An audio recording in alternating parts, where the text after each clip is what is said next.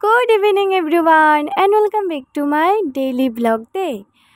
আচ্ছা আগৰ পাৰ্টটো দেখিছিলে নহয় যে মা মনসাৰ পূজাত গৈছিল আৰু যদি চেক কৰা নাই তো জলদিকে যাওক আৰু ভিডিওটো চাই লওক প্ৰথমতে তাৰ পিছত আজি আছিল মাৰ বিসৰ্জনৰ দিন তো তাতে গলো গৈ কেনে ইমান মজা কৰিছিল আৰু কোন কোন বিসৰ্জনত গৈছেনো কমেন্টত জনাবাচোন আমাৰ ইয়াতে বাৰু দুৰ্গা পূজাৰ বিসৰ্জনটো কিন্তু মস্ত ডাঙৰকে হয় দেই পূজা পূজা আৰু পূজা কিন্তু অহাৰ দিনকেইটাই ভাল লাগে যেতিয়া মা বিসৰ্জন হৈ যায় তেতিয়া কিন্তু মনটো বহুত বেয়া হৈ পৰে ন খসাই নে কথাটো আৰু এই নদীখন কোন কোনে চিনি পাইছেনো কমেন্টত জনাবাচোন এটো কোৰ ঠাই হয় এটো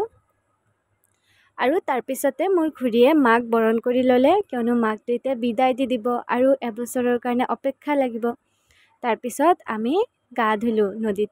নামা নাই বাৰু মই বহুতে ভয় পাওঁ দেই পানীবোৰ তাৰ পিছত এয়া আমাৰ ইয়াতে থকা দেওখাল মন্দিৰলৈ